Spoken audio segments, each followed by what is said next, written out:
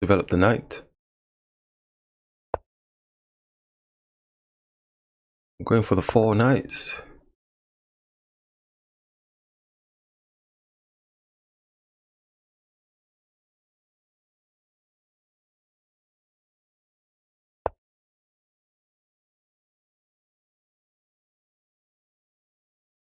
Make some space for castling. Simple.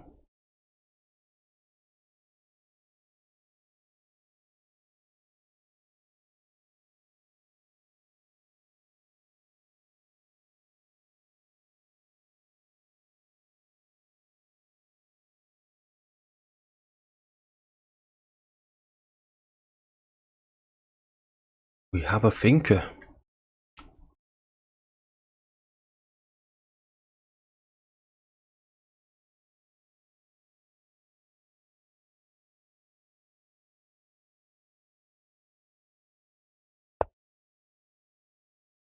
Okay, we've got a thinker. We can double the pawns. Obviously they're wanting us to take here, so they double the pawns here.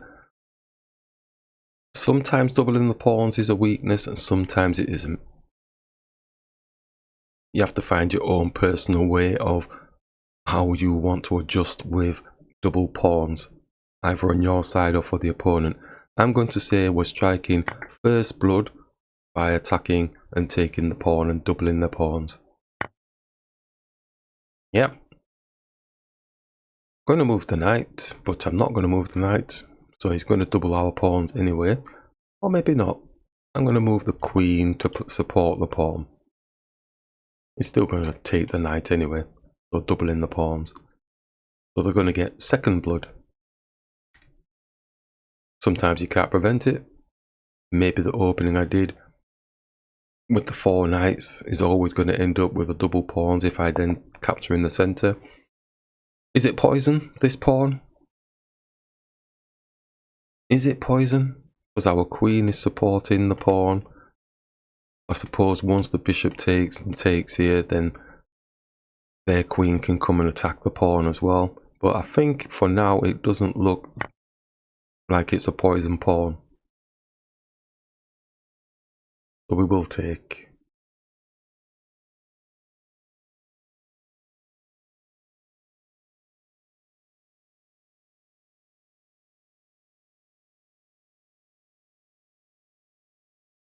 Well, it must be looking to strike second blood, so we'll just do a preemptive here.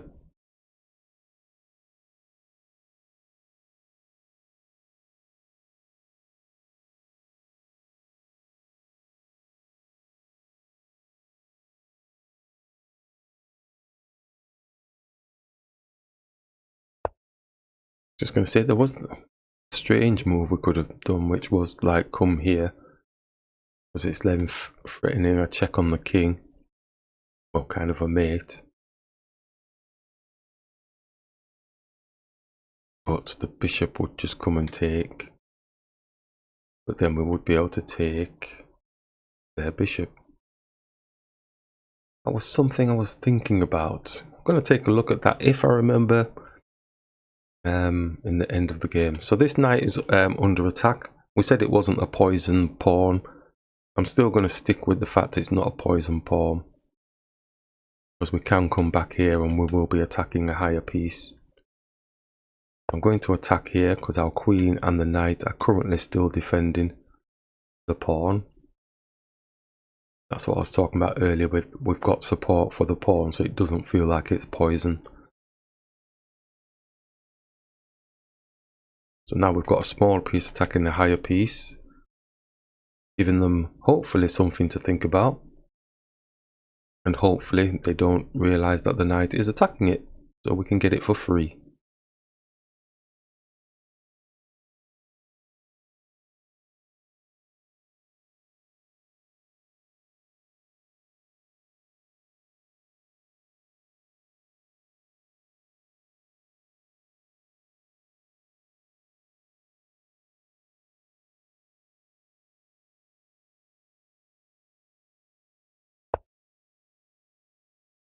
Well, we're not getting it for free, but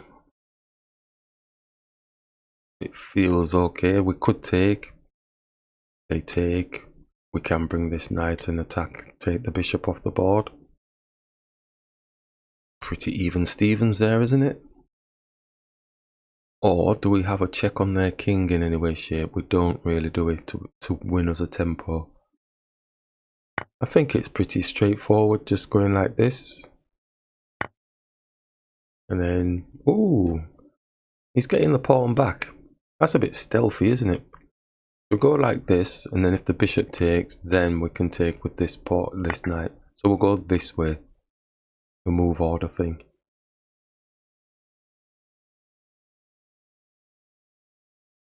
So they're actually down a minor piece as well from that move order exchange.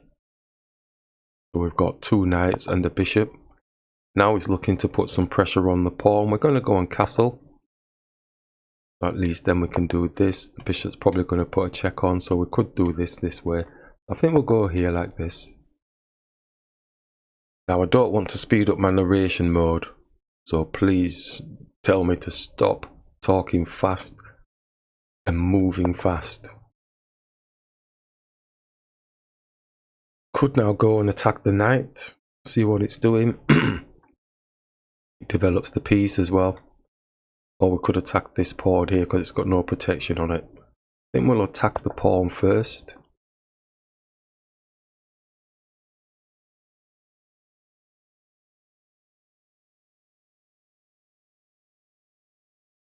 So that little skirmish there was all about the move order.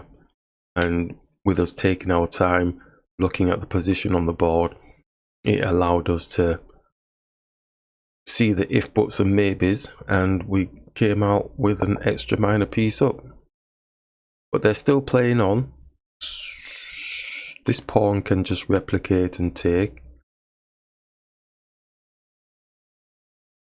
Am I missing something? He's still coming for this pawn though, really, isn't it? Goes there, replicates. Yeah, somehow there. Let's just take this pawn. Knights are supported. I'm trying not to lose a minor piece from any magical stuff. This pawn doesn't have any protection, but we can bring the rook to defend it. I think this is where this rook is going to attack here, because it's going to be then looking to try and get this pawn back, but the knight is defending here at the minute. So it has come across.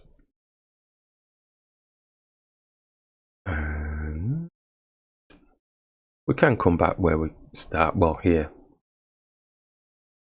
Let's just bring it back here. The knight and the pawn are protecting the knight currently. This pawn doesn't have any protection on.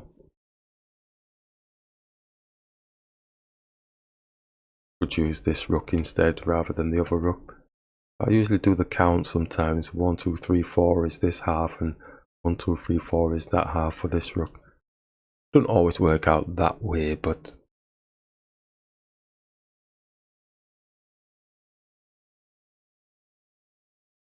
I have to remember I've got this bishop managing this diagonal, just in case they land on something. Okay, what magic are they looking at stirring up? Knight coming here, back in.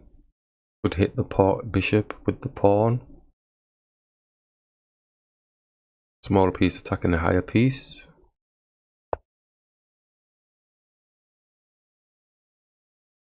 Try and advance it up the board a bit.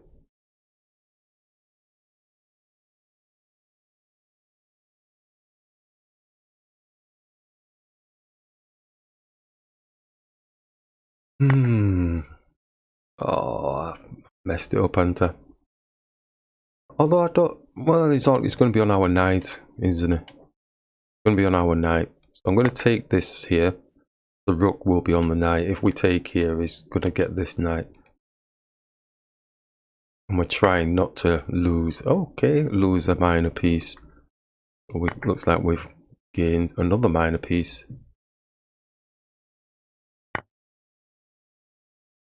Going to attack the rook. So just for being careful, we seem to have gained a bit of an advantage materially. It didn't look like the opponent was doing anything really bad. It looked like they were doing ordinary stuff to me. But they're still playing on. Going to bring the knight into the game. I would expect them to do this to x-ray through to the rook. Probably. Yeah, they have done. I'm going to just push this, although... No, let's do this first, because this pawn is waiting to just come here. Which it is doing. So the king is defending the area. So I'm going to bring the knight up, attacking the rook. And they're probably going to resign at this point now.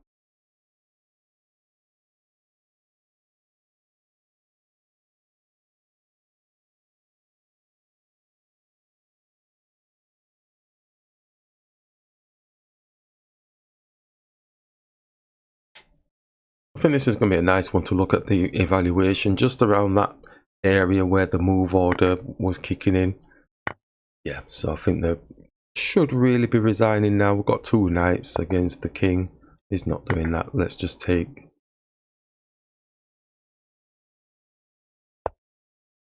Looking for some sort of stalemate thing then. Let's just jump the knight up.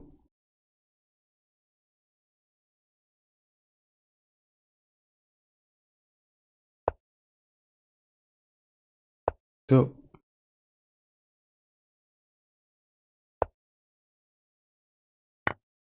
Take.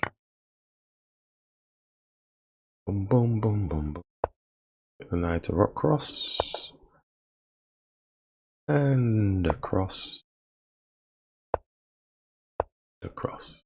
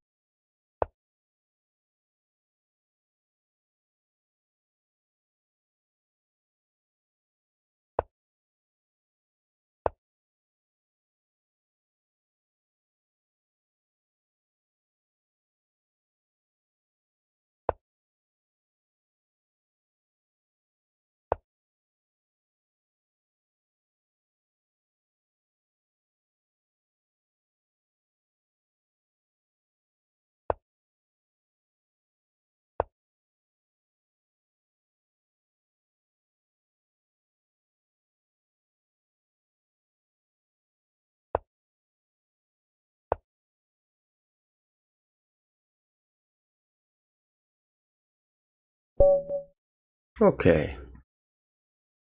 Quick look at the analysis. Early part of the game. Right. I feel like I was playing left-handed. No, this is not the left-handed one, is it? Yes, it is, yeah.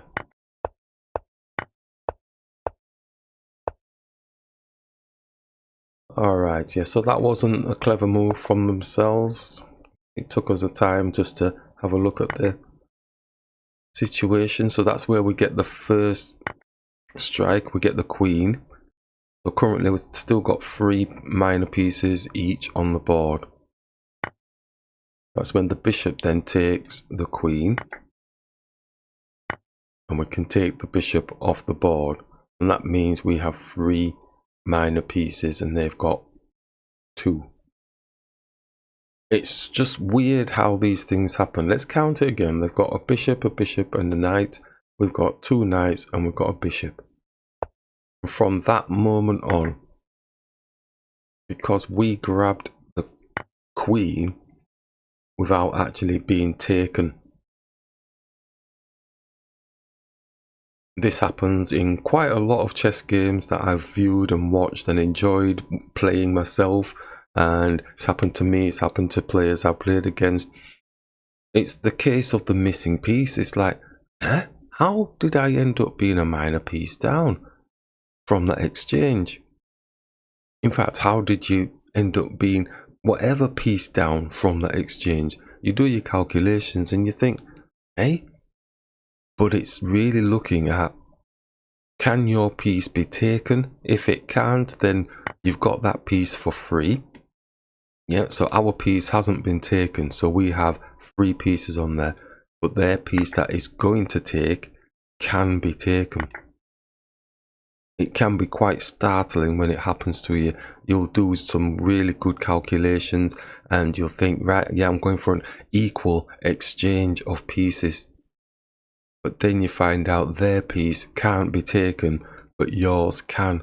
So that's where you lose that piece. Nice one.